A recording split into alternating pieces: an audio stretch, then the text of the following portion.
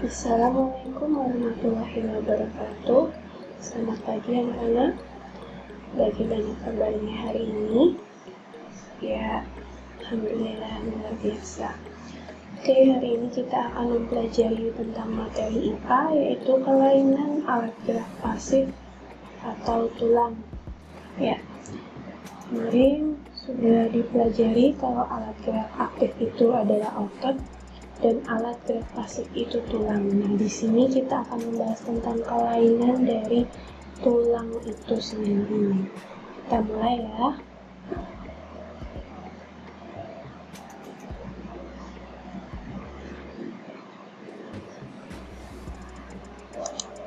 Oke, macam-macam kelainan tulang. Yaitu di sini ada banyak sekali. Ini ada tulang belakang yang normal, lalu ada kelainan skoliosis, ada lordosis, kifosis, lalu ini ada osteoporosis. Selanjutnya ada fisura atau tulang yang retak, ya, keretakan tulang. Selanjutnya ada fraktura atau patah tulang, ini contohnya. Lalu ada rakitis, ya, ini kelainan tulang kaki, ya. Yuk kita bahas sama-sama satu persatu. Yang pertama ada fraktura atau patah tulang. Nah, ini gambarnya ya dari patah tulang. Penyebabnya biasanya dikarenakan kecelakaan atau jatuh, ya. Jenis dari patah tulang ini sendiri ada terbuka, yaitu kondisi ketika tulang yang patah menembus kulit sehingga bisa dilihat. Nah, ini patahnya, atau ini bisa dilihat di bawah sini sampai menembus kulit, itu namanya patah tulang terbuka, ya, atau fraktur terbuka. Yang kedua, fraktur tertutup, yaitu kondisi ketika tulang patah tetapi tidak menembus kulit atau kulitnya masih utuh. Nah, seperti ini. Ini sudah patah tapi tidak sampai keluar dari kulitnya. Lalu ada fraktur parsial, yaitu kondisi ketika patah tulangnya tidak seutuhnya atau tidak lengkap. Ya, patah tulangnya itu tidak sampai patah, ya, mungkin sebagian, hanya sebagian saja, tidak semuanya patah. Ya, yang keempat, fraktur total, yaitu ketika patah tulang terjadi secara total atau lengkap sehingga tulang terbagi menjadi dua bagian atau lebih. Nah, bisa jadi seperti ini, patahnya tidak hanya di satu tempat seperti ini tapi ada di banyak tempat. Oke. Ada fisura atau tulang retak, ya, retak tulang. Fisura ini juga bisa disebabkan karena kecelakaan atau jatuh, tapi tidak sampai mengalami patah tulang. Ya, bedanya patah tulang dan retak tulang, kalau tadi patah itu sampai tulang satu dan lainnya sampai terpisah, tapi kalau fisura ini tulangnya tidak sampai terpisah, hanya retak saja, ya. Ini contohnya seperti ini. Yang ketiga ada osteoporosis. Nah, di sini ada gambar dari dalamnya tulang itu seperti ini, ya. Untuk tulang normal itu kerekatannya itu sangat rekat, tapi untuk osteoporosis ini tulangnya, struktur tulangnya ini sudah mulai tenggang atau keropos. Penyebabnya yaitu pengeroposan tulang dan penurunan kepadatan massa tulang yang terjadi secara bertahap. Hal tersebut karena tubuh sudah tidak mampu lagi menyerap dan menggunakan kalsium secara normal atau biasa dialami oleh manula, ya, atau orang tua, ya, seperti kakek ini mengalami osteoporosis. Tulang di tubuhnya sudah tidak tegak lagi seperti kita yang masih muda. Nah, ini contoh osteoporosis itu gambarnya seperti ini. Jadi struktur tulangnya itu sudah tidak padat lagi, atau kalsiumnya itu sudah tidak mampu terserap dengan baik oleh tulang. Jadinya agak keropos, ya, jarang-jarang seperti ini struktur tulangnya. Selanjutnya, nah, ada rakitis. Nah, rakitis ini termasuk juga kelainan atau penyakit dari tulang itu. Penyakit yang menimpa anak-anak saat terjadi proses pelunakan dan kelemahan pada tulang yang diakibatkan adanya defisiensi vitamin D yang berkepanjangan, ya. Kekurangan vitamin D, ya, atau kurangnya tulang dalam terpenuhinya vitamin D, ya. Penyebabnya adanya tadi defisiensi dari vitamin D. Saat terjadi kekurangan vitamin D, maka kalsium dan fosfat tidak dapat diabsorpsi atau diserap dengan baik dan optimal. Jadi pada penyakit rakitis ini vitamin D-nya mengalami kekurangan. Kalau kekurangan vitamin D, maka kalsium dan fosfat atau kandungan dari tulang ini sendiri tidak dapat diserap dengan baik oleh tulang sehingga menyebabkan penyakit rakitis ini sendiri.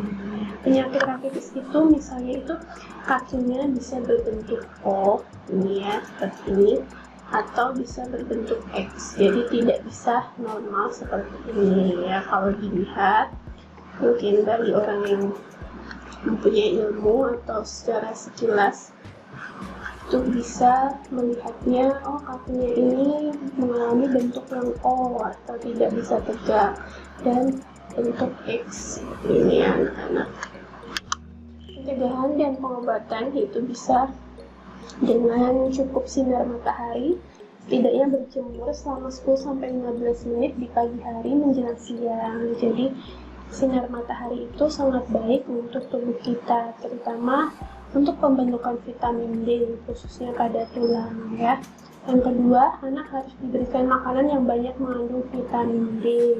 Yang ketiga, sebagian besar dari penyakit rakitis diterapi dengan suplementasi vitamin D dan kalsium yang kuat. Jadi vitamin D itu untuk saat ini penting sekali buat pertumbuhan tulang anak-anak. Jadi usahakan kalau pagi sebelum memulai belajar kalian berjemur dulu agar mendapat vitamin D yang cukup, ya.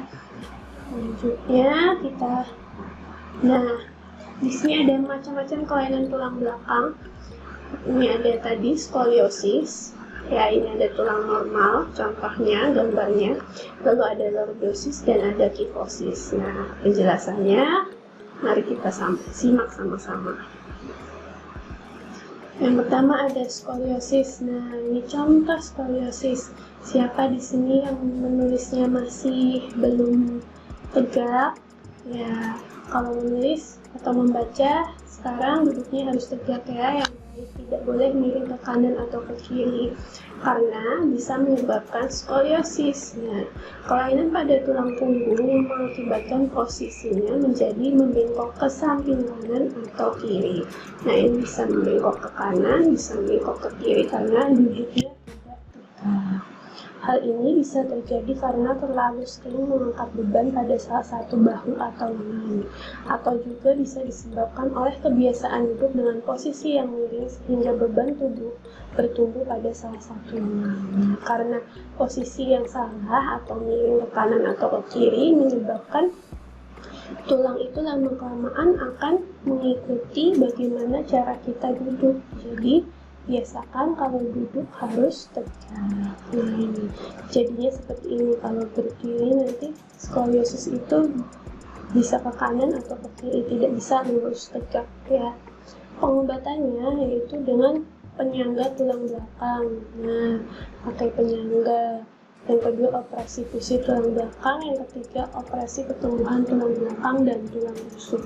Jadi kalau sudah tahap yang sangat serius skoliosis ini, pengobatannya juga cukup sulit, ya, biayanya juga mahal. Jadi daripada mengobati lebih baik mencegah. Oke. Kelainan tulang belakang yang kedua yaitu lordosis. Nah, ini contoh duduk lordosis, ya. Kelainan tulang punggung yang terlalu membengkok ke depan, posisi duduk dengan membusungkan dada bisa menjadi penyebab dari kelainan tulang ini. Nah, ini kalau dalam bahasa Jawanya terlalu mendekik, ya. Dadanya terlalu ke depan, jadi agak bengkok ke depan, ya. Ini contohnya kalau berdiri, jadi dadanya membusung ke depan ya. Pengobatannya itu biasanya minum obat reda nyeri, rasa nyeri, mati rasa atau kesemutan biasanya bisa diredakan dalam obat itu.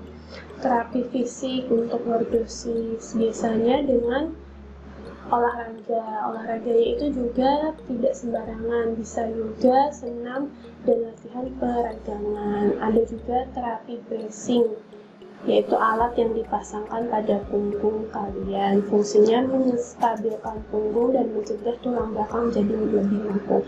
Jadi nanti kalau sudah sangat serius bisa dipasangi alat seperti ini. Bisa sampai juga operasi tulang belakang ya. Jadi kalau duduk yang tegak, jangan terlalu ke depan atau ke samping kanan dan ke samping kiri ya. Nanti menyebabkan tadi apa? Iya, lordosis. Lalu yang ketiga ada kifosis. Nah, kifosis ini merupakan kelainan tulang punggung yang terlalu membengkok ke arah belakang. Nah, ini tulangnya membengkok ke belakang atau biasa disebut bungkuk. Ya, kelainan ini biasanya dikarenakan oleh kebiasaan posisi duduk yang terlalu membungkuk. Nah, jadi kalau membaca atau menulis jangan terlalu dekat jaraknya antara bacaan atau tulisan dengan tubuh kalian, harus disesuaikan 30 cm antara buku dengan mata sehingga duduknya lebih tegak ya.